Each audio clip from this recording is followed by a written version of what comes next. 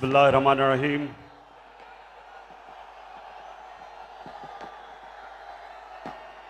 अल्लाह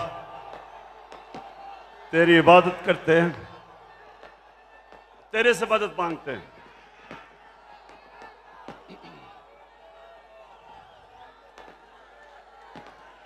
बहुत शुक्रिया, बहुत शुक्रिया, बहुत शुक्रिया। लाहौर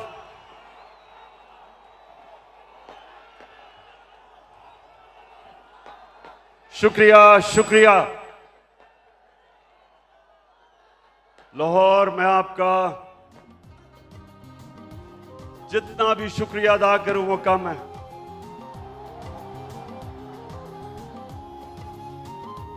मुझे पता था कि आप मुझे मायूस नहीं करेंगे।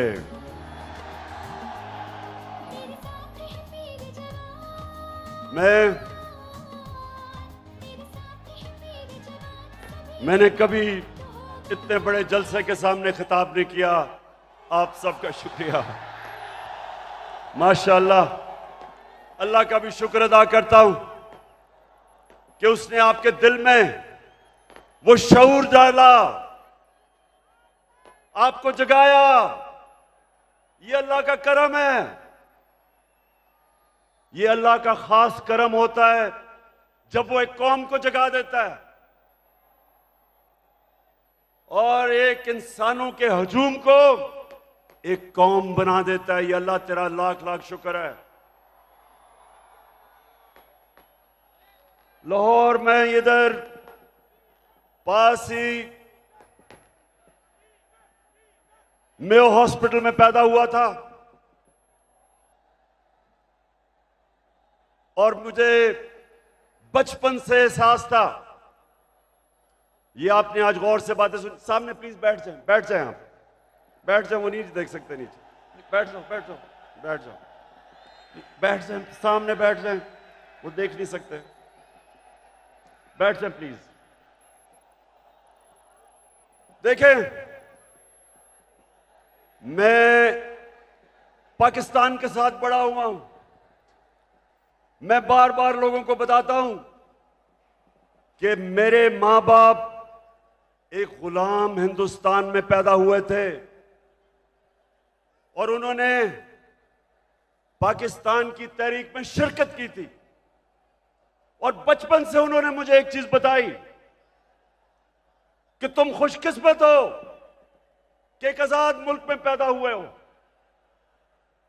और मैंने जब क्रिकेट की ग्राउंडों के ऊपर अपने मुल्क का नाम ऊपर किया और हमारा पाकिस्तान आहिस्ता आहिस्ता आहिस्ता क्रिकेट की दुनिया में ऊपर जाना शुरू हुआ, तो हमें फख्र होता था कि हम वो पाकिस्तानी हैं जो एक आजाद पाकिस्तान को दुनिया में उठा रहे हैं।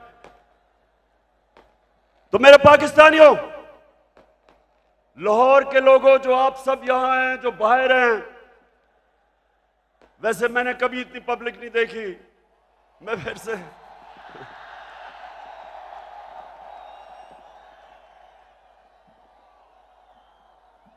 आप जितने भी लोग आज मेरी बात सुन रहे हैं, बड़े गौर से आज क्योंकि मैंने आज आपको लाएमल देना है कि हमने ये ना गुलामी कबूल करनी है, ना ये इंपोर्टेड हुकूमत कबूल करनी है। और ये अब आपको पता चला है कि सिलेक्टेड हुकूमत क्या होती है। जो बाहर से सिलेक्ट होके लोगों के ऊपर मुसल्लत की जाती है, ये होती है सिलेक्टेड हुकूमत। जो डरती है इलेक्शन से, जो साजिशों से, जो पैसे लगा के, जमीन खरीद के, बाहर जो साम्राज्य उनकी जूते पॉलिश करके जो आज ऊपर हमारे मुल्क पे मसल्लत की गई है। तो मैं आज आपको लाएमल दूंगा कि मैं किसी सूरत इस हुकूमत को कबूल नहीं करूंगा। मैं इन गुलामों को और पाकिस्तान के करप्ट तरीन लोगों को मैं कभी कबूल नहीं करूंगा। और मैं अभी आपको लाएमल देता हूं, लेकिन उससे पहले यह साजिश क्यों हुई? मेरे लाहौर के लोगों, जरा थोड़ा सा सब्र से सुने, यह साजिश हुई क्यों। मैं जब से वजीर आजम बना, मेरी सबसे बड़ी कोशिश यह थी कि हमारी आजाद फॉरेन पॉलिसी बने। आजाद फॉरेन पॉलिसी का मतलब यह कि हम जो भी फैसले करें अपने लोगों के मफादात के लिए करें। मैं अपने लोगों को किसी बैरूनी मुल्क की उनके मफादात के लिए कुर्बान ना करूं। मेरे फैसले मेरी कौम के लिए हों। ये वो लोग जो आदी हुए थे पाकिस्तानियों को हुक्म देते थे, धमकियां देते थे, एक ही टेलीफोन पे सारी बातें मनवा लेते थे, उनको ये चीज पसंद नहीं आई। मैंने ये भी फैसला किया जिस दिन मैं वजीर आजम बना कि मैं हर इंटरनेशनल फोरम में एक बात उठाऊंगा कि जो इस्लामोफोबिया और हमारे नबी सल्लल्लाहु अलैहि वसल्लम की शान में गुस्ताखी करते थे, मैंने फैसला किया था कि यूनाइटेड नेशंस में उठाऊंगा, ओआईसी में उठाऊंगा, हर फोरम पे उठाऊंगा, क्योंकि हमारे मुसलमानों को 1.5 अरब मुसलमानों को यह तकलीफ देते थे, वो भी पसंद नहीं आई, वो बाहर के लोगों को पसंद नहीं आई। और तीसरी चीज उनको क्या नहीं पसंद आई कि मैं जितनी भी फॉरेन पॉलिसी थी, चाइना से, रशिया से, मुसलमान ममालिक से, मेरी सबसे बड़ी कोशिश ये होती थी कि मेरी कौम को किसमें फायदा है। मैंने कभी भी किसी से डिक्टेशन नहीं लिया और ना मैंने कभी लेना था। हुक्म किया कि रूस क्यों चले गए, हुक्म आया बाहर से कि आप रूस क्यों गए। मैं रूस इसलिए गया, एक पाकिस्तान में गैस खत्म हो रही है, हमने उसे गैस का कॉन्ट्रैक्ट करना था, लेकिन 2 और चीजें, रूस हमें तेल 30% कम कीमत पे दे रहा था।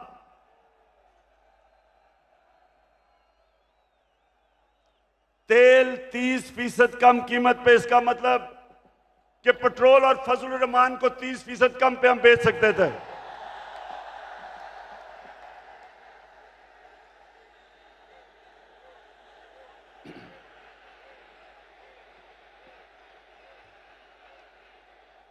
उसके अलावा हमें 20 लाख टन गंदम इंपोर्ट करनी थी रूस से, वो भी हमें 30% कम कीमत पे दे रहे थे।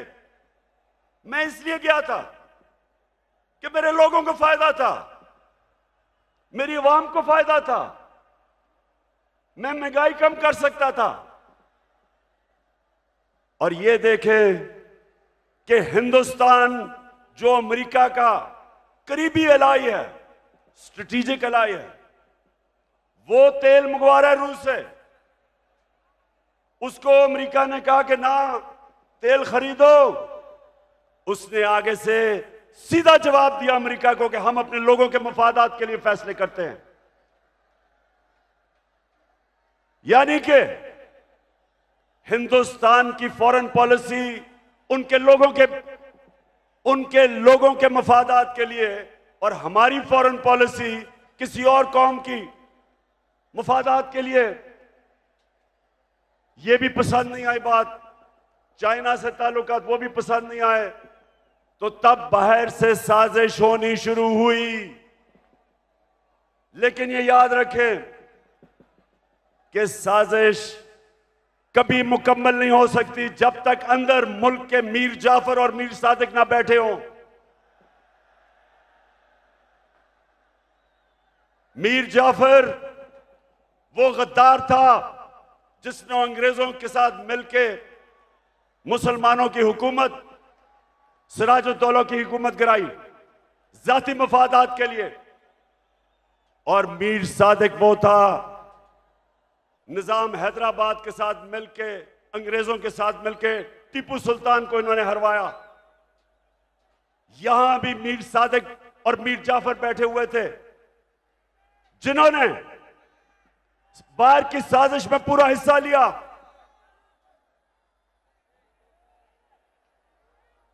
क्या हुआ?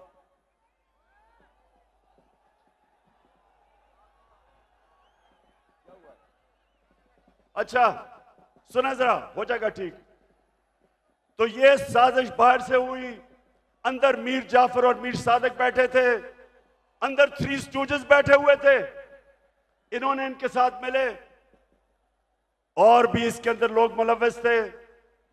और तारीख इन सारों को किसी को माफ नहीं करेगी जिन्होंने मिलके एक हुकूमत को कब गिराया। मेरे पाकिस्तानियों ये सुने, हमारी हुकूमत को तब गिराया जब हमारी हुकूमत की, और मैं चैलेंज करता हूं, सबसे बेहतरीन पाकिस्तान की परफॉर्मेंस तहरीक इंसाफ की हुकूमत की थी। हमारी इकोनॉमी सही तरफ जा रही थी, 5.6% पे हमारी इकोनॉमी बढ़ रही थी। ना नून लीग ने इसका कभी मुकाबला किया, ना पीपल्स पार्टी ने किया। हमारी एक्सपोर्ट्स रिकॉर्ड पे थी। कभी पाकिस्तान की तारीख में 32 अरब डॉलर की एक्सपोर्ट्स नहीं हुई। कभी पाकिस्तान में इतने बाहर से डॉलर्स नहीं आए। 31 अरब डॉलर रेमिटेंसेस बैरून मुल्क पाकिस्तानियों ने हमें भेजी। 31 अरब डॉलर। हम जब हुकूमत में आए थे 19 अरब डॉलर थी। और पाकिस्तान की तारीख में सबसे ज्यादा पैसा हमने इकट्ठा किया टैक्स में, 6000 अरब डॉलर से ऊपर। यह भी पाकिस्तान की तारीख का रिकॉर्ड था। हमने सबसे सारे बर्रे सगीर में जिस मुल्क में सबसे कम बेरोजगारी थी वो पाकिस्तान था। सबको पीछे छोड़ गए हम। और ये कब?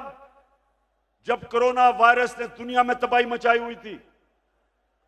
पाकिस्तान वो मुल्क है जिसकी दुनिया ने मिसाल दी कि उस मुल्क जिसने सबसे बेहतर कोरोना वायरस को हैंडल किया, अपने लोग भी बचाए, अपने गरीब भी बचाए, अपनी इकोनॉमी भी बचाई और अपने किसानों को। लाहौर के लोगों सुनो, हमने अपने किसानों को कैसे फायदा पहुंचाया। शुगर माफिया जो किसानों को कीमत पूरी नहीं देता था, टाइम पे पैसे नहीं देता था, क्योंकि सारे ताकतवर सियासतदान दोनों पार्टीज में शुगर माफिया का हिस्सा थे। हमने आके शुगर माफिया का मुकाबला किया, किसानों को पैसे दिलवाए ठीक टाइम पे और उनको कीमत सही मिली। उन्होंने अपनी जमीन पे लगाया। और पाकिस्तान की तारीख में 5 फसलों में की तारीख में सबसे ज्यादा पैदावार पाकिस्तान की तारीख में एक पिछले साल हमने किया। गंदम की रिकॉर्ड पैदावार, गन्ने की रिकॉर्ड पैदावार, मकई की रिकॉर्ड पैदावार, आलू की रिकॉर्ड पैदावार, चावल की रिकॉर्ड पैदावार, यह हमारे दौर में हुआ। जब दुनिया कह रही थी कि पाकिस्तान की इकोनॉमी सही रास्ते पर निकल गई है और जिस रास्ते पर जा रही है, आईएमएफ की गुलामी से आजाद होने जा रही थी, तब इन्होंने हमारी हुकूमत को साजिश करके गिराया।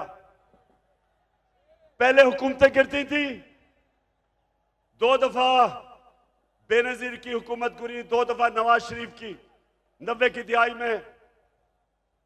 जब भी गिरी करप्शन पे गिरी। मैं चैलेंज करता हूं, बताएं कि क्या इमरान खान ने कोई लंदन में फ्लैट लिए, कोई फैक्ट्रियां लगाई? मेरे पे आज इल्जाम लगाया जा रहा है कि जनाब तोशा खाना से इसने कोई चीजें ली। जरा लाहौरियों जरा सुनो, तोशा खाना है क्या, समझो पहले ये क्या है। जो भी तोहफा मिलता है प्राइम मिनिस्टर और उनके वजीरों को, जो भी तोहफा मिलता है वो तोशा खाना में जाता है। इनके जमाने में जब तोशा खाना में प्रेजेंट जाता था तो ये 15% पैसे दे के जो हुकूमत को जाती थी वो खरीद सकते थे। हम आए, हमने 50% रखा, 50% हुकूमत को जाता था और जो भी हम खरीदना चाहे हम खरीद सकते थे। जो भी मैंने खरीदी सब रिकॉर्ड के ऊपर है, सब कानून के अंदर है। और आज मैं आप सबको यह भी बता दूं कि मैंने उन पैसों से जो मेरे घर के नीचे सड़कें जो आम लोगों को भी फायदा पहुंचाती थी, वो तोशा खाना के पैसे से सड़क ठीक की, हुकूमत का पैसा नहीं लिया। मेरा जो घर है मैं कानून के मुताबिक उसको कैंप ऑफिस बना के सारे खर्चे हुकूमत देती है, यानी आप देते हैं टैक्स, आप टैक्स पेयर उसका पैसा सारा देता है। मैं अपने खर्चे देता हूं। मैं कोई ना लाहौर का घर ना वहां कैंप ऑफिस नहीं किया, अपने पैसे से वो चलाया। जो दीवार नीचे बनानी थी सिक्योरिटी फेंस, गवर्नमेंट से पैसे नहीं लिए, अपना ऑफिस चलाया, गवर्नमेंट से पैसे नहीं लिए। और ये लोग जो आज प्रोपेगेंडा कर रहे हैं, मैं चैलेंज करता हूं कि तुम्हारे मैं चैलेंज करता हूं कि कभी पाकिस्तान की तारीख में किसी प्राइम मिनिस्टर ने अपने ऊपर इतना कम पैसा खर्च नहीं किया जो मैंने किया। तो लाहौरियों, एक और वजह कि बाहर से साजिश हुई, अब ये जरा गौर से सुनना है आपने, क्योंकि मैं चाहता हूं इसके बाद जो मैं आपको लाएमल दूंगा वो बड़ा जरूरी है कि पहले आप समझ जाएं कि ये हुआ क्या, ये क्या कितनी बड़ी साजिश इस मुल्क के खिलाफ की गई है। एक और हमारे साम्राज्य जो बाहर बैठे हुए हैं, एक और मसला क्या था कि मैं पहले दिन से, जिस दिन जनरल मुशर्रफ घुटने टेक गया, एक टेलीफोन कॉल की अमेरिका से और उनकी जंग में लेके गया, मैं पहले दिन से इसके खिलाफ था। हर फोरम पे मैंने कहा कि ये हमारी जंग नहीं है। हर जगह मैं कहता गया कि पाकिस्तानियों को कुर्बान कर रहे हो किसी और की जंग में। और मैंने ये भी कहा कि अफगानिस्तान में कोई मिलिट्री सोल्यूशन नहीं है, बातचीत से मसला हल होगा।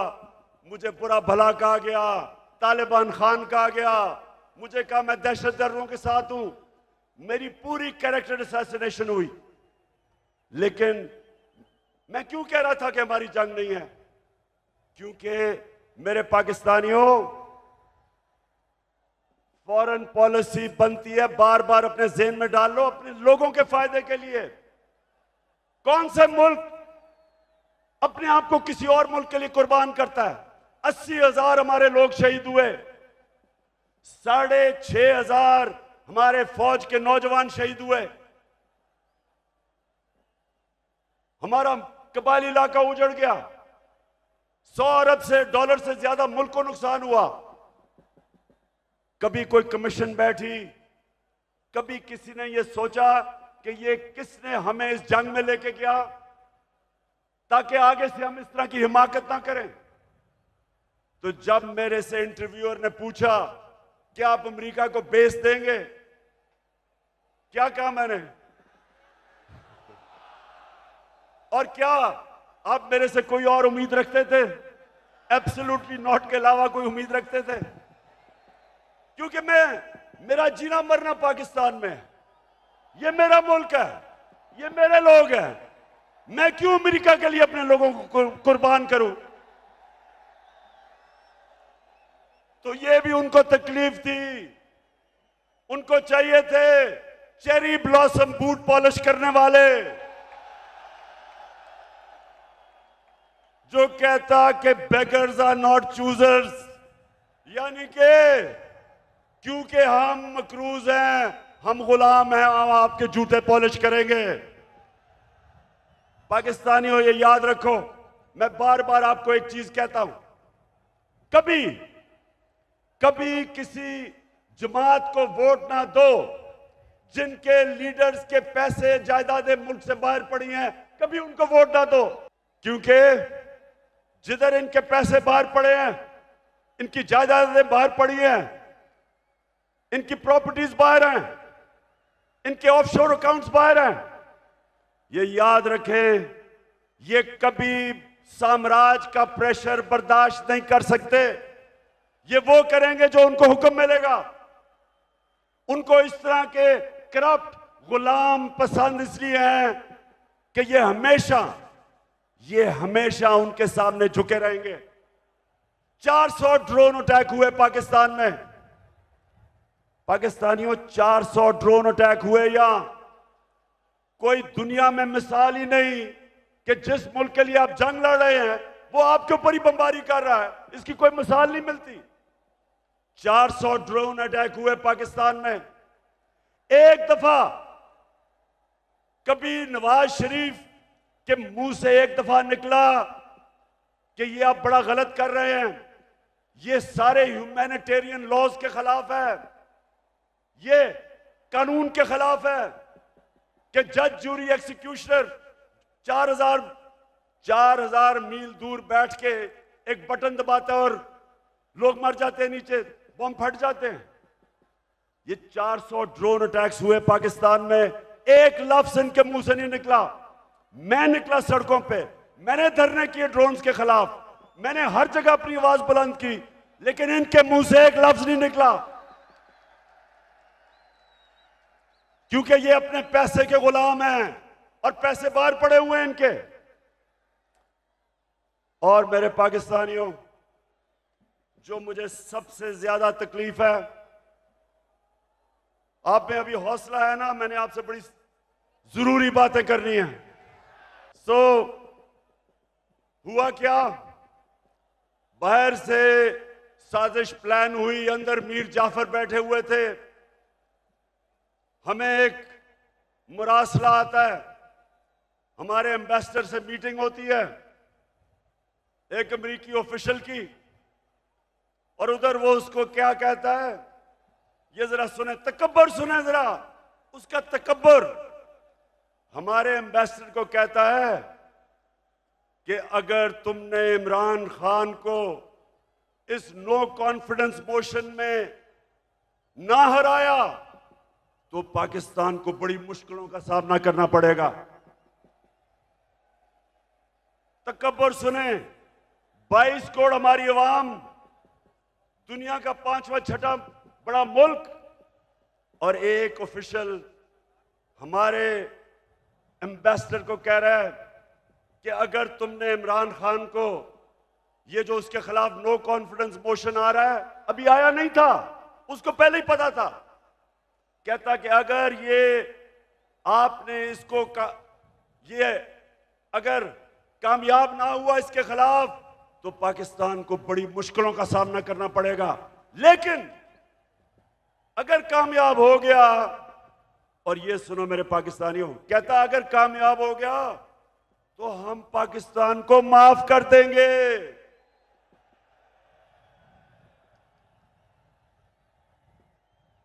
हमने क्या जुर्म किया कि वो हमें माफ कर देगा? कि क्या ये जुर्रत की कि हम रूस चले गए अपने मुल्क की खातिर, या ये कहा कि हम आपको बेच नहीं देंगे? तो मेरे लाहौर के लोगों, ये याद रखो कि उनको ये किधर से गलत आदतें पड़ी। हिंदुस्तान को क्यों नहीं ये कहते? इनकी जुर्रत है हिंदुस्तान के प्राइम मिनिस्टर को वहां, अच्छा प्राइम मिनिस्टर मैं हूं, ये सुना जरा, चीफ एग्जीक्यूटिव पाकिस्तान का मैं हूं, और मैसेज किसको दे रहे हैं? किसको कह रहे हैं किसको हटा दो? बताएं किसको कह रहे हैं? प्राइम मिनिस्टर तो मैं था। तो मेरे पाकिस्तानियों, जरा गौर से सुने, ये साजिश फिर क्या होता है, एकदम अगले दिन अदम एतमाद की वो आती है तहरीक, वो टेबल करते हैं असेंबली में, और हमारे जनाब 20 लोगों कि वहां सिंध हाउस में जाना शुरू हो जाते हैं, उनकी बोली लग जाती है, 20-20 करोड़ में उनके जमीर बिकने शुरू हो जाते हैं। और फिर जो हमारे इत्तेहादी हैं, मैं मुनसिर आजाद को खराज तहसीन पेश करता हूं। आप वाहिद रह गए, बाकी सारे चले गए। मैं तो देखूंगा, मैं तो देखूंगा। उनकी कीमतें लगी, बोलियां लगी, जैसे बकरा ईद पे बकरे बिकते हैं। बंद किया जनाब उनको सिंध हाउस के अंदर, सिंध से पुलिस लेके आए। सोचिए ये पाकिस्तान में हो रहा है। मैं अपनी आज बड़े अदब से मैं अपनी अदालतों से पूछता हूं कि क्या ये आइन के खिलाफ नहीं है, ये कानून के खिलाफ नहीं है कि बिक रहे हैं बकरों की तरह। अवाम से वोट लेके आए हमारे टिकट पे और वहां जाके उनकी बोलियां लग गई। यानी ये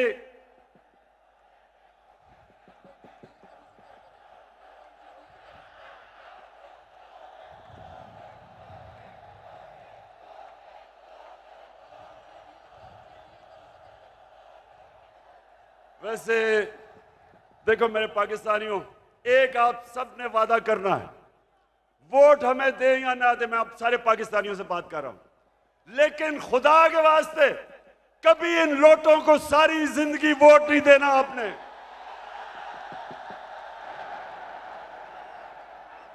जमीर फरोशों को, जिनका ना कोई दीन है ना ईमान है ना उनमें शर्म है, कि सारी जिंदगी उनके बच्चों के ऊपर धब्बा लगेगा कि ये हैं वो लोग जिन्होंने अपने आप को बेचा, अपने जमीरों को बेचा।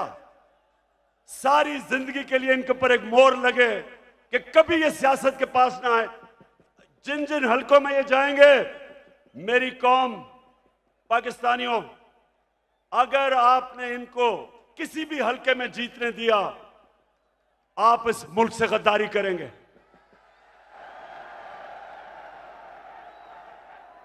और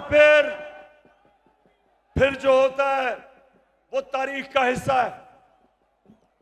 अदालतें भी 12 बजे खुल जाती हैं।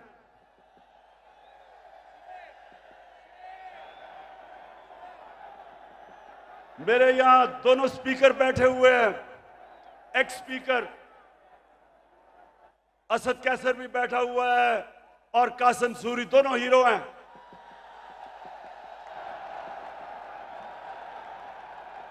हम सारा वक्त, हमारे आइन में ट्राइकोटमी ऑफ पावर की बात थी, हमारे आइन में यह था कि सुप्रीमेसी ऑफ पार्लियामेंट, लेकिन ये सब हमने अपनी आंखों के सामने, हमने सब ये इसको जाते देखा और हमने फिर ये देखा। और ये सबसे तकलीफदेह चीज है पाकिस्तानियों, जरा मेरी ये बात सुननी है। सबसे तकलीफदेह चीज क्या है कि इस मुल्क के सबसे बड़े डाकू 30 साल से जो इस मुल्क को लूट रहे थे, जिनके ऊपर करप्शन के केसेस थे, जो जमानत पे थे, उनको इस कौम के ऊपर मुसल्लत किया गया।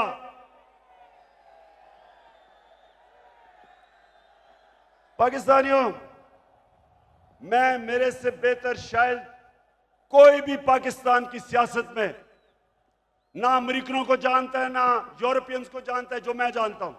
कोई नहीं मेरे से बेहतर जानता। उनके अपने मुल्कों में ये कोई तस्वर भी नहीं कर सकता, कोई सोच भी नहीं सकता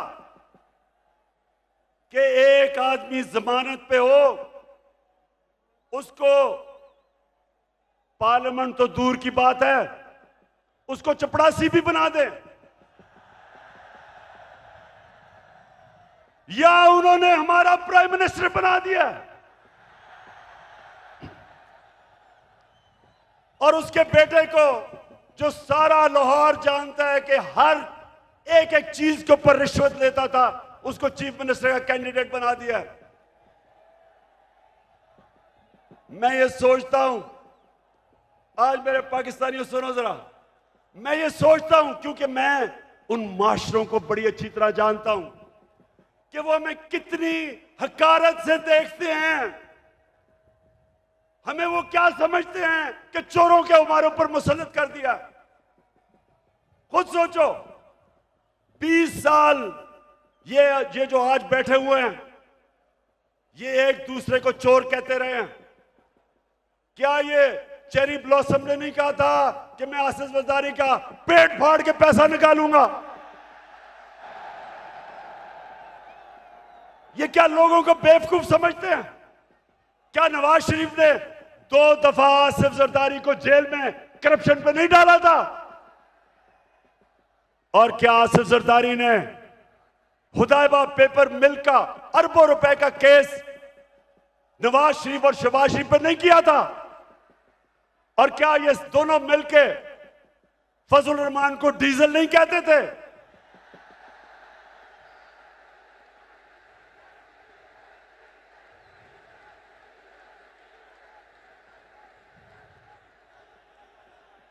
इससे ज्यादा आप एक मुल्क के ऊपर क्या जुल्म कर सकते हैं कि ये 3 स्टूजेस को, ये मुल्क के माना डाकुओं को मुल्क के ऊपर मुसल्लत करें। मैं आपको आज ये बता रहा हूं, जब तक मैं जिंदा हूं मैं इनका मुकाबला करूंगा, मैं कभी इनको तस्लीम नहीं करूंगा। पाकिस्तानियों, अब ये जरा मेरी बात सुना। ये इतना बड़ा इस मुल्क पे जुल्म किया इन्होंने कि आपको अंदाजा नहीं कि ये जो हमारे माशरे को करेगा, एटम बॉम्ब भी नहीं कर सकता। मेरे नबी सल्लल्लाहु अलैहि वसल्लम ने तकरीबन 1500 साल पहले कहा था, ये सुने मेरी बात खामोशी से, ये बहुत जरूरी आपके लिए समझना है कि क्यों पाकिस्तान एक अजीम कौम नहीं बन सका। 1500 साल पहले उन्होंने कहा था, मेरे पाकिस्तानियों, 1500 साल पहले उन्होंने कहा था कि वो कौमें बर्बाद हो जाती हैं जो छोटे चोरों को पकड़ के जेल में डालती हैं और बड़े डाकुओं को उनका निजाम पकड़ नहीं सकता। ये है आपके सामने। अब इससे बड़ी मिसाल क्या है कि 40 अरब रुपया शहबाज शरीफ और उसके बेटों के ऊपर 40 अरब रुपए के एफआईए में और नैब में केसेस हैं। एफआईए के 16 अरब रुपए इसके नौकरों के नाम पे एफआईए ने पकड़े हैं और इस आदमी को प्राइम मिनिस्टर बना दिया।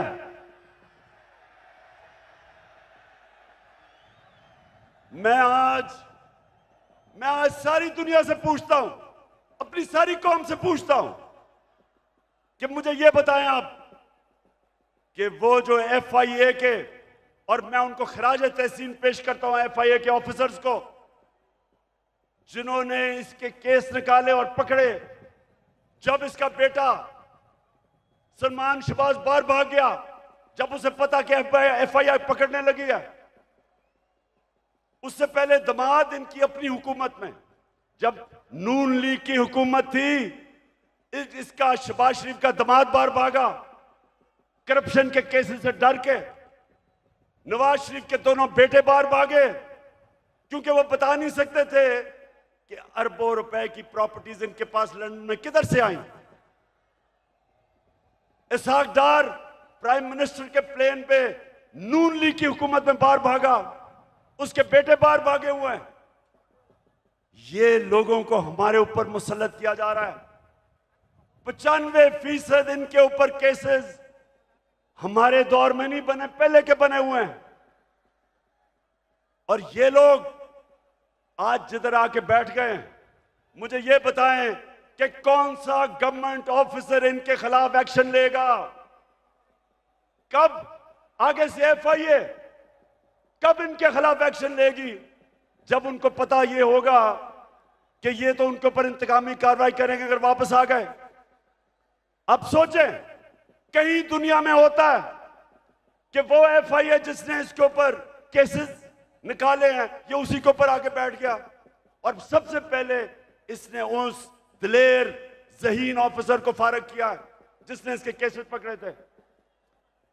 तो मैं फिर बड़े अदब से अपनी अदलिया से पूछता हूं कि क्या आपका काम नहीं इनकी हिफाजत करना, इन ऑफिसर्स की? क्या आपका काम नहीं कि एक कॉन्फ्लिक्ट ऑफ इंटरेस्ट, कि जो आदमी एफआईए में पकड़े हुए केसेस, आपका काम नहीं उनकी हिफाजत करना? तो पाकिस्तानियों, मैं आज आपके सामने एक और बात कहता हूं। 3.5 साल मैं हुकूमत में कोशिश करता रहा कि इनके केसेस आगे बढ़े। 3.5 साल में कोशिश करता रहा। पुराने केसेस थे इनके, जरदारी के ऊपर अरबों रुपए के केस थे, उसकी और उसकी वो जो ओमनी ग्रुप, बिलावल भुट्टो को भी उसी अकाउंट से पैसा जा रहा है, फेक अकाउंट से, जिधर यान अली को पैसा जा रहा है। साफ ओपन एंड शट केस। वो जो सिंध का चीफ मिनिस्टर है, उसके ऊपर पूरा केस ओपन एंड शट, लेकिन कुछ होता ही नहीं था। मेरे नीचे ना नैब भी मेरे नीचे नहीं, अदलिया आजाद। क्या कर सकते थे? स्वयं एफआईए के केसेस जो इसके ऊपर हुए, और वो भी डर डर के बेचारों ने किया। तो मेरे हाथ में क्या था? और जिनके हाथ में पावर थी, मैं आज आपको यह कहना चाहता हूं कि वो करप्शन को बुरा ही नहीं समझते थे। उनके लिए करप्शन बड़ी चीज ही नहीं थी। उनके ख्याल में कि ये जो करप्शन है ये तो होती है, और उन्होंने, क्योंकि वो करप्शन को बुरा नहीं समझते थे, ये सबसे बड़ा इस मुल्क के ऊपर अलमिया है कि आज जिन लोगों को जेल में होना चाहिए था, वो आज या वजीर बन गए और या प्राइम मिनिस्टर बन गए हैं, और या वजीर आला बनने की कोशिश कर रहा है। तो पाकिस्तानियों, ये कौम ये बर्दाश्त नहीं कर सकती, कोई कौम ये बर्दाश्त नहीं कर सकती। इसलिए मैं अभी आपको लायमल दूंगा कि हमने करना क्या है, लेकिन मैं ये आपको वाज़ेह कर दूं, मैं जब तक जिंदा हूं, मैं इस नाइंसाफी और जुल्म का मुकाबला करता रहूंगा। पाकिस्तानियों, लाहौर के मेरे बाशऊर शहरियों, पहले बताएं आप तैयार होंगे जो मैं आपको बाद में बताने लगा हूं मेरे साथ? इंशाअल्लाह। अच्छा, अब मैं आपको जिस चीज की मुझे और बहुत तकलीफ है कि वो केसेस जो भी ताकतवर है यहां, उनको हमारा इंसाफ का निजाम कानून के नीचे ला ही नहीं सकता। अब ये सोचें कि जब हमारे नबी सल्लल्लाहु अलैहि वसल्लम ने कहा था कि कौम तबाह हो जाती जब ताकतवर को नहीं पकड़ती, डाकू को और सिर्फ छोटे चोरों को पकड़ती है, उनकी सोचें, उनकी हिकमत, यानी उनमें अल्लाह ने उनको सबसे दुनिया का अजीम आदमी किसी वजह से बनाया था, और हमें हुक्म किया था कि उनकी सुन्नत पे चलो। देखें, छोटा चोर भैंस चोरी कर लेगा, मोटरसाइकिल चोरी कर लेगा, ज्यादा से ज्यादा गाड़ी चोरी कर लेगा, कितना पैसा बना लेगा। लेकिन जब बड़ा डाकू चोरी करता है, अरबों रुपए की चोरी करता है, अब वो बिस्तर के नीचे नहीं वो पैसा रख सकता, वो बैंक में नहीं डाल सकता क्योंकि पकड़ा जाएगा। लिहाजा वो पैसा मुल्क से बाहर भेजता है, दुगना नुकसान करता है, चोरी भी बड़ी करता है। और जब वो पैसा मुल्क से बाहर भेजता है, जिसको मनी लॉन्ड्रिंग कहते हैं, तो वो डॉलर खरीद के भेजता है। जब वो डॉलर खरीदता है, डॉलर के ऊपर प्रेशर पड़ता है, रुपए की कीमत गिरती है। जब रुपया गिरता है, महंगाई आती है, गुर्बत बढ़ती है। आज ये हाल है कि यूनाइटेड नेशंस के सेक्रेटरी जनरल ने एक कमिटी बनाई है जिसको कहते हैं फैक्ट टाइप पैनल। उस पैनल को उसने कहा इन्वेस्टिगेट करो कि क्या वजह है कि गरीब मुल्क गरीब हो रहे हैं और अमीर मुल्क अमीर हो रहे हैं। आपको पता है उस पैनल ने क्या, उसने जब इन्वेस्टिगेट किया तो क्या चीज सामने आई कि हर साल, पाकिस्तानियों इधर और से सुनो, हम IMF से हम सिर्फ 6 अरब रुपए के कर्जा जब लेते हैं तो हमें उनकी हर बात माननी पड़ती है। हमें मुल्क के ऊपर एक जंजीर डाल जाती है गले में 6 अरब डॉलर पे। तो हर साल गरीब मुल्कों से जो पैसा जाता है अमीर मुल्कों में, ऑफशोर अकाउंट्स में, लंदन फ्लैट्स में, वो 1700 अरब डॉलर है। 1700 अरब डॉलर हर साल गरीब मुल्कों से चोरी होकर अमीर मुल्कों में जाता है। हमारे मुल्क से अंदाजा लगाया जाता है 15 अरब डॉलर हर साल बाहर जाता है चोरी करके। और वो कौन करता है? वो भैंस चोर या मोटरसाइकिल चोर नहीं करता, वो ये बड़े बड़े डाकू जो आज ऊपर मुसल्लत कर दिए हैं, ये चोरी करके पैसा बाहर भेजते हैं। और इसलिए मेरे पाकिस्तानियों, इनका मुकाबला करना है हमने। ये है हमारी हकीकी आजादी की जंग जो मैं आपको आज तैयार करवाने आया हूं। उसके लिए ये मैंने सुना है कि ये मीर जाफर की हुकूमत ने फैसला किया है कि कमीशन बनाएंगे उमर आसरे के ऊपर। शहबाज शरीफ, तुम और तुम्हारी फैमिली से ज्यादा झूठे लोग दुनिया में आए नहीं हैं। तुम्हारे से ज्यादा करप्ट लोग इस दुनिया में नहीं आए। आपने तो जाके लाहौर हाई कोर्ट में गारंटी दी थी कि नवाज शरीफ वापस आ जाएगा। नवाज शरीफ ने नेशनल असेंबली में खड़े होकर कहा, जब पैनामा में ये पकड़े गए, पैनामा में क्या हुआ था?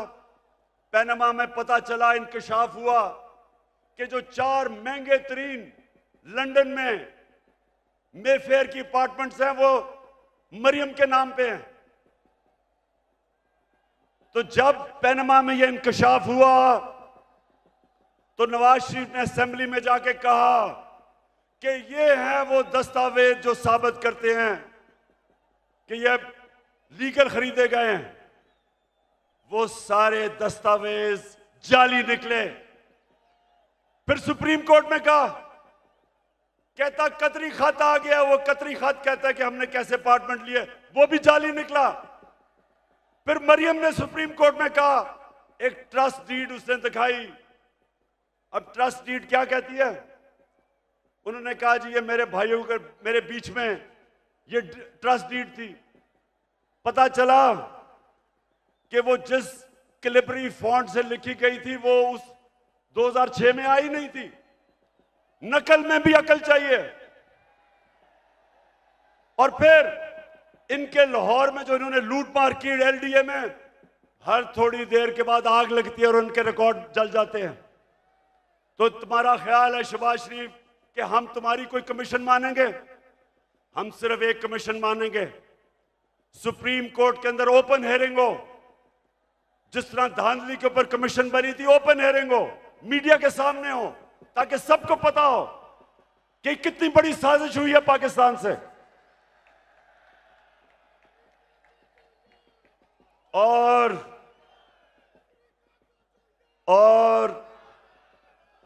ये जो भी चीफ इलेक्शन कमिश्नर है, ये जो चीफ इलेक्शन कमिश्नर है, इसको तो नून लीग के अंदर कोई ऑफिस का ओहदा दे दो।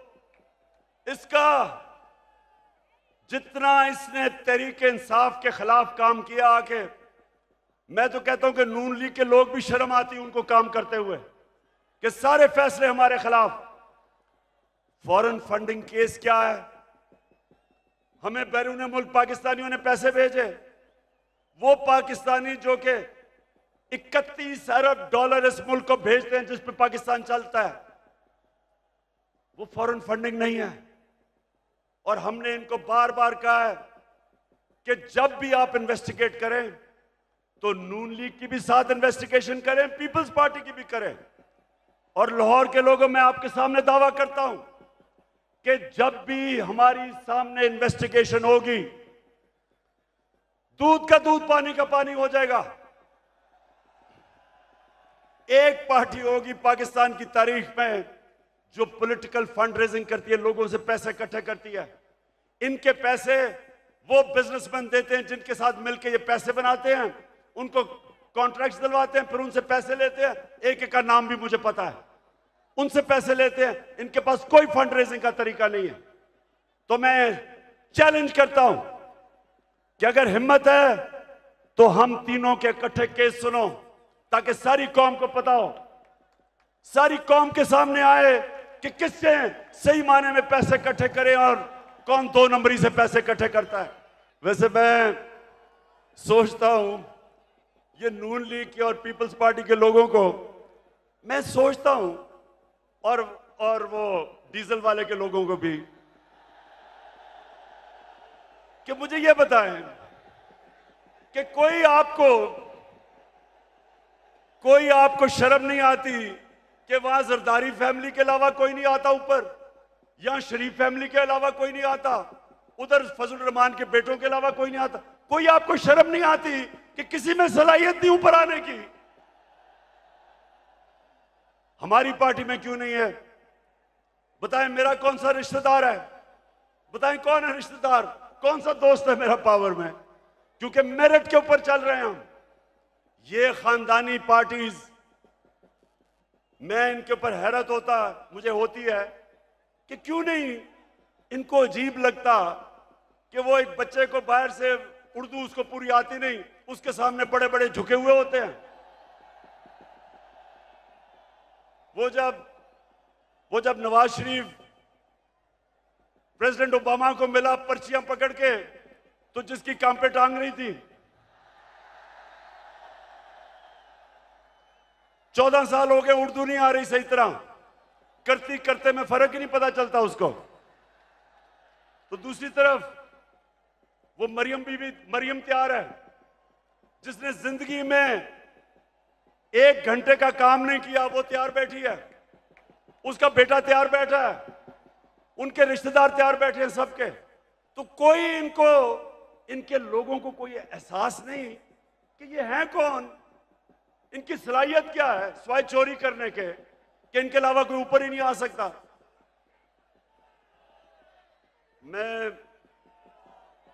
अब मैं आपसे आखिर में, अब जो मैं बात करने आया था, आप सबको यहां इकट्ठा किया, उस पर मैं आने लगा हूं।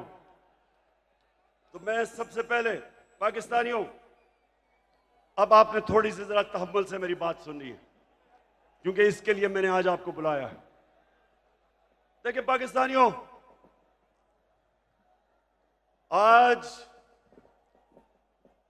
आज वो दिन है, 84 साल पहले इल्लामा इकबाल इस दुनिया से गए थे। सामने उनका मजार है,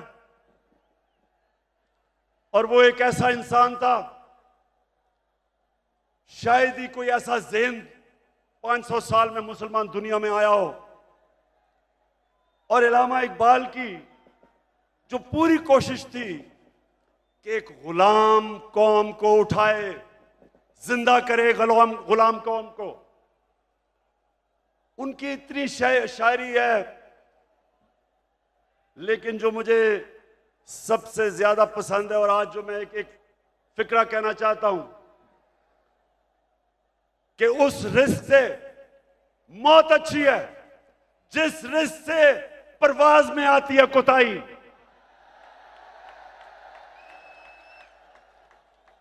पाकिस्तानियों, यहां 1940 में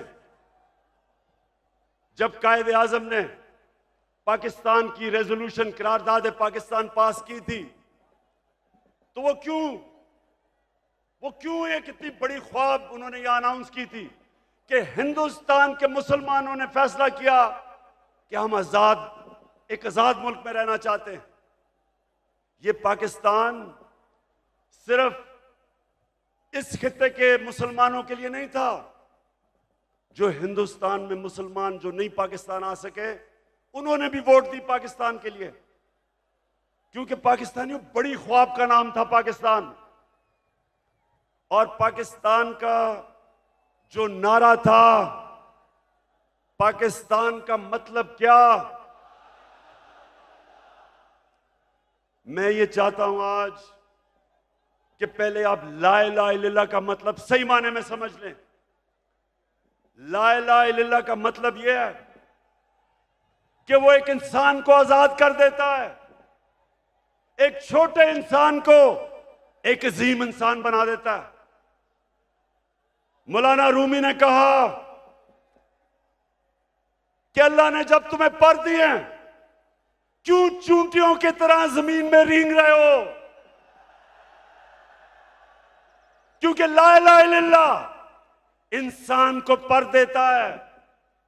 जब इल्लामा इकबाल कहता है कि परवाज में कुताई ना आए तो कुताई तब आती है जब इंसान गुलामी करता है।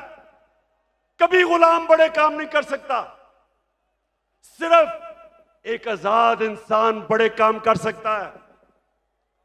और मैंने रहमतुल लिल आलमीन अथॉरिटी इसलिए बनाई क्योंकि मुझे एहसास हुआ कि हमारे बच्चों को, हमारे नौजवानों को सीरत नबी का तो पता ही नहीं है। हमारे नबी सल्लल्लाहु अलैहि वसल्लम ने, ये जरा लाहौर के लोगों तहम्मुल से सुनो मेरी बात, उन्होंने मदीना में इंसानों को पर लगा दिए। वो अरब जिनकी कोई हैसियत नहीं थी, दो सुपर पावर्स थी दोनों तरफ, पर्शियन और रोमन एम्पायर, बेजेंटाइन एम्पायर, बीच में वो अरब जिनकी कोई हैसियत नहीं थी। मैंने इसलिए अपने बच्चों को फैसला किया कि हम सीरत नबी पढ़ाएं अपने नौजवानों को, ताकि आपको पता तो चले कि क्यों अल्लाह ने हमें हुक्म दिया है कि नबी के रास्ते पे चलो। क्योंकि उससे अजीम इंसान कभी आया ही नहीं, ना आ सकता है। उन्होंने उन लोगों को जो बटे हुए थे कबीलों के अंदर, उनको सबको इकट्ठा किया एक नजरिए के ऊपर। ला इलाहा इल्लल्लाह का मतलब उनके दिलों में गया, उनकी जंजीरें टूटी, जंजीरें जो इंसान को जमीन पे रखती हैं। इकबाल के शाहीन बने वो, दुनिया की उन्होंने इमामत की, और ये दुनिया की तारीख का हिस्सा है। ये सारी दुनिया की तारीख का हिस्सा है जिसका हमें पता ही नहीं है कि उन्होंने क्या किया था, जो इंसानों की जंजीरें तोड़ के उन सबको दुनिया की लीडर्स बना दिया। तो पाकिस्तानियों, इसलिए मैं आज आपके पास आया हूं कि ये जो कहता है कि बेकर्सन कि हम जनाब मकरूज हैं इसलिए गुलाम हैं, शहबाज शरीफ तुम पैसे के गुलाम हो, हम कौम आजाद हैं। और दूसरा कहता है कि जनाब हम तो लाइफ सपोर्ट मशीन पे हैं, अमेरिका जब चाहे बंद कर दे। शर्म करो, शर्म करो कि 22 करोड़ लोगों को तुमने गुलाम बना के रख दिया, क्योंकि तुम खुद गुलाम हो, तुम्हारे पैसे बाहर पड़े हैं, अपने पैसों की पूजा करने वाले तुमने। हम जो एक बड़ी अजीम ख्वाब पाकिस्तान जो बनना था, आपने हमें चूंटियों की तरह जमीन पर रखा हुआ है। मैं आज आपको आजाद करने आया हूं। मैं आप आज से अहद लेने आया हूं कि हमने इकबाल का शाहीन बनना है। हमने किसी सूरत किसी के सामने झुकना नहीं है। हमने 22 करोड़ की एक ऐसी कौम बनना है, वो कौम बनना है। और मेरा लीडर कायदे आजम था, जो एक गुलाम हिंदुस्तान में भी आजाद आदमी था। तो पाकिस्तानियों, मैं चाहता हूं कि आप अपना मुकाम समझें। कुरान में अल्लाह कहता है कि मैंने इंसान को अशरफुल मखलूकात बनाया, सबसे अजीम मखलूक। फरिश्तों को कहा कि इंसान के सामने झुको। शैतान को उन्होंने जन्नत से निकाला एक वजह से, इबादत तो वो सबसे ज्यादा करता था अल्लाह की, क्योंकि उसने उसमें तकब्बर था, कहता मैं इंसान के सामने नहीं झुकता। और अल्लाह ने उसे कहा कि तुम्हें भी अंदाजा नहीं कि मैंने इसको क्या सलाहियतें दी हैं। और कुरान में फिर ये भी है, जब इंसान ऊपर जाता है तो फरिश्तों के उससे ऊपर चला जाता है, लेकिन जब वो गिरता है जानवरों से नीचे गिर जाता है। हमारे ऊपर है, हम ऊपर जाना चाहते हैं या जमीन पे रेंगना चाहते हैं। पाकिस्तानियों, आप एक दफा फैसला कर लें। जब आप फैसला करेंगे कि हम किसी सूरत स्वाय अल्लाह के किसी के सामने नहीं झुकेंगे, आपकी परवाज ऊपर चली जाएगी। जिस दिन ला इलाहा इल्लल्लाह का मतलब आप समझ गए, आपकी जंजीरें टूट जाएंगी। ये जो गुलामी की जंजीरों में हमें डालना चाहते हैं टूट जाएंगी। अब सब उठ जाएंगे। 22 करोड़ लोग हैं बाहर, पाकिस्तानी बैठे हैं, हर किस्म की सलाहियत रखते हैं, लेकिन ये चोर और डाकू, पैसे के गुलाम, अगर ये आपके ऊपर बैठे रहे, ये मुल्क कभी आगे नहीं बढ़ेगा बल्कि नीचे जाएगा। हमारी कभी फॉरेन पॉलिसी आजाद नहीं हुई। स्वाय थोड़ी देर के भुट्टो के जमाने में, और भुट्टो को साजिश करके अंदरूनी मीर जाफर ने उसको फांसी दिलवाई। कभी उसके बाद आजाद नहीं हुई, लेकिन कभी इतनी गुलाम भी नहीं हुई जो ये 3 स्टूजेस के दौरान हुई है। जो इन्होंने हमारे साथ किया, जिस तरह इन्होंने हमें गुलामी करवाई, इसकी कोई मिसाल नहीं है। रमजी यूसुफ को पकड़ा दिया अमेरिकनों को हमारे कानून के बरखिलाफ। एमएल कांसी को पकड़ा दिया हमारी अदालतों को पूछे बगैर। एमएल कांसी के वकील ने अमेरिका की अदालत में क्या कहा जब उन्होंने पूछा जज ने कि क्यों पाकिस्तान के कानून के बगैर आप उसको उठा के ले गए, तो उसका वकील कहता कि पाकिस्तानी अपनी वालदा को बेच देंगे डॉलरों के पीछे। और वो किसका दौर था? नवाज शरीफ का दौर था। हम नहीं बेचेंगे, ये नवाज शरीफ बेच देगा, पैसे का पुजारी है। फिर जनरल मुशर्रफ का दौर आया। 9/11 के बाद इसने पकड़ पकड़ के पाकिस्तानियों को ग्वांटानामो बे में दे दिए। मुल्ला ज़ईफ तालिबान का एम्बेसडर था। जिनीवा कन्वेंशन के मुताबिक उसको प्रोटेक्शन थी। उन्होंने उसके बावजूद पकड़ा दिया, उनको ग्वांटानामो बे में भेज दिया। हमारे मुल्क से लोगों को उठा उठा के ले गए। हम जंग उनकी लड़ रहे हैं और दुश्मन हम ही बने हुए हैं। 400 ड्रोन अटैक्स करवा दिए, कबायली इलाके को उजाड़ दिया। जो कबायली इलाके के लोगों को मुश्किलों का सामना करना पड़ा, आप सोच भी नहीं सकते। 35 लाख लोगों ने नकल मकानी की वहां से, 40 लाख लोगों ने स्वात से नकल मुकानी की।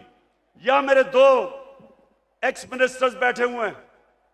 मुराद सईद, इसकी वालदा को एक उसी जंग में स्वात में जब बम फटा तो उसकी वालदा के सर पे लगा। अभी तक वो कोमा में है, सालों से वो कोमा में पड़ी हुई है। यहां सरताज गुल है, उसका भाई यहां खुदकुश हमले में लाहौर में वो बेचारा शहीद हुआ। मेरे माँ और वालिद की दोनों तरफ से एक जनरल बिलाल शहीद हुए हैं वालदा की तरफ से, और न्याजी हमारे मियाँ वाली से शहीद हुए। 80,000 हमारे लोग मारे गए। क्यों? पाकिस्तान की जंग से क्या ताल्लुक था? क्योंकि गुलाम बैठे हुए थे। हमें कुर्बान किया गया किसी की खातिर और हमें दुनिया में जिल्लत मिली।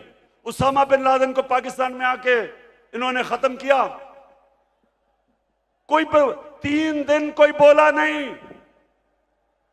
प्रेसिडेंट ओबामा अपनी किताब में लिखता है कि मुझे बड़ा खौफ था कि मैं सदर जरदारी को जब टेलीफोन करूंगा वो बड़ी मुजम्मत करेगा कि तुमने हमारे मुल्क में आके ये किया क्या। कहता जब 3 दिन के बाद मैंने जरदारी को टेलीफोन किया तो कहता मुझे मुबारक देनी शुरू कर दी उसने।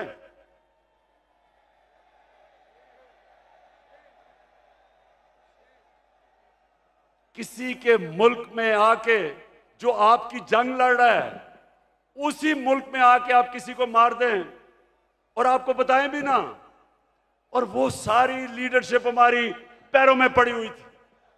पाकिस्तानियों याद रखें, कभी आपकी कभी दुनिया इज्जत नहीं करेगी जब तक आप अपनी खुद इज्जत नहीं करेंगे। तो मैं आज आपके पास जो पैगाम लेके आया हूं वो ये कि हमने फैसला किया है कि पाकिस्तान की हकीकी आजादी की तहरीक चलाना। हमारे ये मुखालिफ समझते हैं कि जी मीनार पाकिस्तान के बाद क्या होगा। कान खोल के सुन लो,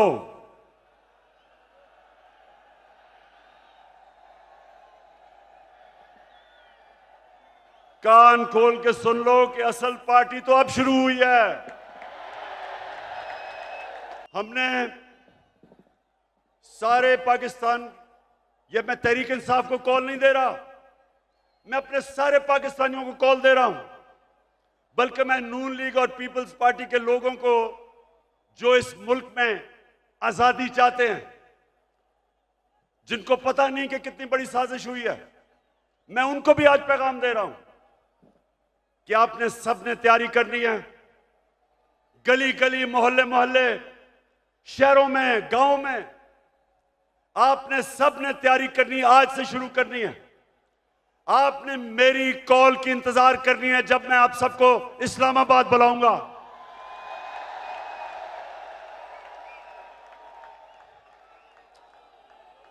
मैं आज ये वाजे कर दूं कि मैं किसी किस्म का तसादुम नहीं चाहता। ये मेरा मुल्क है, मेरे कोई इस मुल्क के बाहर जाने की जगह नहीं। ये तो जब भी थोड़ी मुश्किल आती है बाहर भाग जाते हैं। ऐसे लगता है कि ये बरतानिया की क्वीन को इनके रिश्तेदार है, सारे वहीं भाग जाते हैं। वो इसहाक डार, वो यहीं इधर ही पुराने शहर में, उसका बाप की साइकिलों की दुकान थी, बड़ा मेहनत का आदमी था, लेकिन आजकल उनको जरा देखें, लगता है वो कोई बरतानिया का लॉर्ड था। तो ये वो लोग हैं, ये वो लोग हैं जब मुश्किल पड़ती है बाहर भाग जाते हैं। हमारा मेरा जीना मरना पाकिस्तान है। किसी किस्म का मैं तसादुम नहीं चाहता अपने मुल्क में। हमारी फौज है, हमारी पुलिस है, और फौज का भी मैं ये कह दूं कि अगर हमारे पास एक ताकतवर फौज ना होती तो आज पाकिस्तान के 3 टुकड़े हुए होते। हमारे जो दुश्मन हैं वो सिर्फ इसलिए कामयाब नहीं हुए कि माशाअल्लाह हमारी कौम अपनी फौज के साथ खड़ी है। हमारी फौज ने एक गलत फैसला मुशर्रफ ने किया, गलत फैसला उसने किया, लेकिन हमारी फौज ने जिस तरह की कुर्बानियां दी, वो कुर्बानियां ना देते तो आज पाकिस्तान का भी वो जो शाम और इराक का हाल है वो होता। तो हम आज दाद देते हैं अपनी फौज को, अपनी पुलिस को। हम चाहते हैं कि हमारी पुलिस भी एक मजबूत पुलिस फोर्स बने। हम कोई किसी किस्म की इस मुल्क को नुकसान नहीं पहुंचाना चाहते, लेकिन हम किसी सूरत इस इंपोर्टेड हुकूमत को तस्लीम नहीं करेंगे। जो भी हो, ये जब समझते हैं कि ये तहरीक खत्म हो जाएगी, तहरीक अभी जोर पकड़ेगी। मैंने अपनी सारी पार्टी के बड़े बड़े सीनियर्स को कहा है कि इन्होंने निकल जाना है सारे पाकिस्तान में। आपने जाके लोगों को तैयार करना है, अपनी हकीकी आजादी की तहरीक में सबको शामिल करना है।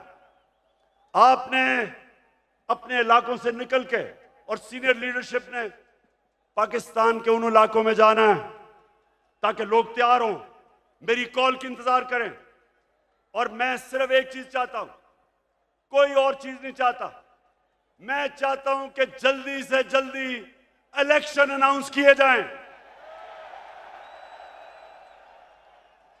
हम एक जमहूरी पार्टी हैं, हम जमहूरियत चाहते हैं, लेकिन हम कभी भी इस सिलेक्टेड इंपोर्टेड हुकूमत को कभी तस्लीम नहीं करेंगे। एक ही तरीका है, एक ही तरीका है, जिनसे भी गलती हो गई, एक ही तरीका है गलती ठीक करने का, फौरी इलेक्शन करवाओ।